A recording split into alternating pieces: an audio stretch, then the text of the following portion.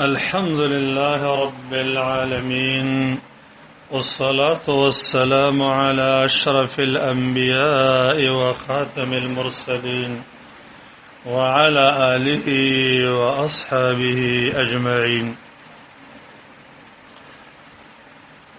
قال أعوذ بالله من الشيطان الرجيم وأقيموا الصلاة وآتوا الزكاة واركعوا مع الراكعين. په اسلام کې د منځ مقام او اهمیت یقینا په ټولو عبادتو کې الله رب العالمین منځ ته لوی مقام لوی اهمیت ورکړی دی او هغه همدا دی چې الله رب العالمین په خپل عظیم کتاب کې د ټولو نزیات اوامر د توحید نه رستو د منځ په باره کې فرمایلي دي. دویم د الله رب العالمین د یو انسان د مسلمانانو په ورورۍ کې ال داخلي چې هغه انسان منځ کړي کچرته منځ کړي نوي هغه د مسلمانانو ورور نه دی. الله فرمای فإن تابوا وأقاموا الصلاة وآتوا الزكاة فإخوانكم. که توبه ویستله پوره منځ قائم کو زکات ورک ستاسو ورونه دي په دین کې کنو نه دي. رب العالمین چې قران کریم کې د مسلمانانو او د مؤمنانو صفات ذکر کړي نو پای کې ډېر مهم صفت اقامت الصلاة د منځ پابندي ذکر کړي.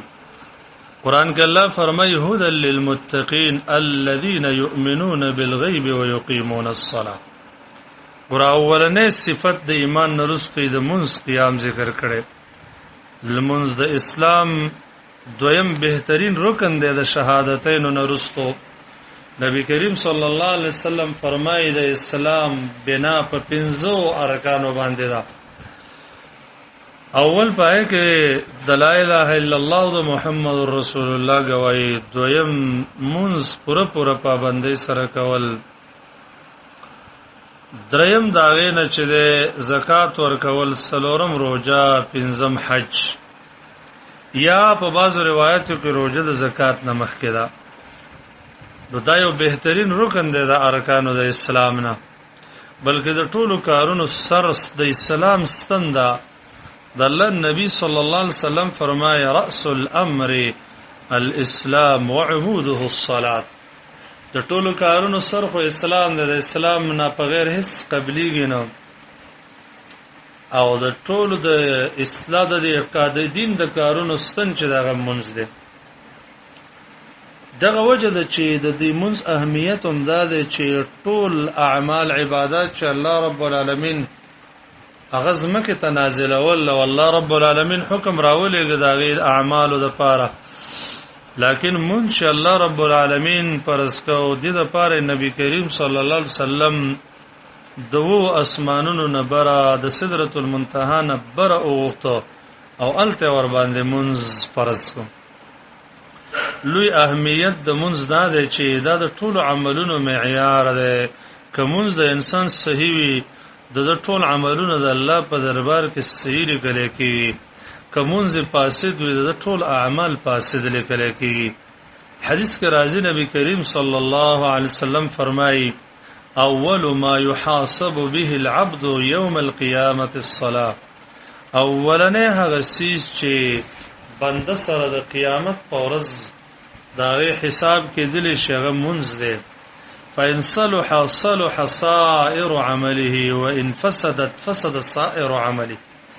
که چیرته د یو انسان منځ صالح شو د دې انسان ټول اعمال صالح لیکل کېږي، او که چیرته د یو انسان منځ فاسد شو د دې انسان ټول اعمال فاسد لیکل کېږي. دی اهمیت د وجه نه چې کله رسول الله صلی الله علیه وسلم وفات کېده نو نبی علیه الصلاۃ والسلام اخرنه وصیت هم دا کړو الصلاة وما ملکت ایمانکم. پتا سو باندې منځ لازم دی، منځ او هغه څه چې ستاسو خلاسونه دغه مالکان دي چې هغه ستاسو مریان دي د دغه مریانو په باره کې د الله رب العالمین نو ویلي داغه سره بد وځه مکوي، بد سلوک مکوي، داغه سره ډیر خاص سلوک چل چلن وکي. الله رب العالمین په هر وخت کې په مانځ باندې امر کړی دی، د مونږ په حفاظت باندې امر کړی دی. بعض اعمال داسې دي چې په بعض وخت کې به انسان کوي، بعض وخت کې ساقط کیږي، لکه حج دی چې انسان غنی وي نو هغه به کوي، کچرته انسان فقیر شي هغه ته ساقط دی، زکات ته ساقط دی. روزه د چې انسان بیمار شو روزه ته ساقط ده، دغه فدیه به ورکړي.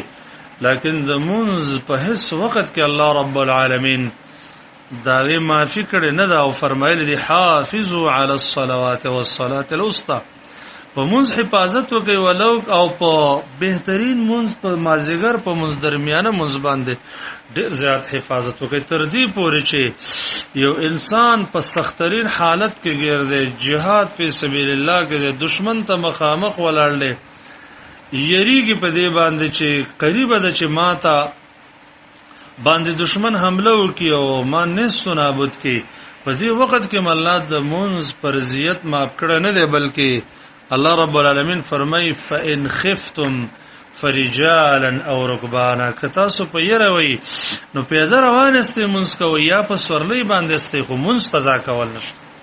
هر څومره چې انسان بیمار هم شي ډیر لوی حالت ته ورسیږي هغه به مونږ کوي. دی وجنه حدیث کې راځي عمران ابن حسین رضی الله تعالی عنہ فرمای په ما د بواسیر بیماری وا رسول الله صلی الله علیه وسلم راته ویل چې صلی قائما، په ولاړه مونږ کوا، فإن لم تستطع فقاعدا، که په ولاړه مونږ نشي کولای نو په ناسته کوا، فإن لم تستطع فعلى جنب، که په ناسته هم نشي کولای په اړخ باندې پریوزه مونږ کولا، لیکن مونږ مقضا کوا.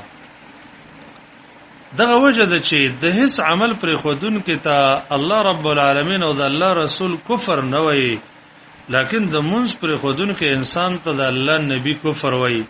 هغه فرمای بین الرجل و بین الشرك والكفر ترک الصلاه، د یو انسان او د شرک او د کفر تر مابین د منځ پر خودل دي.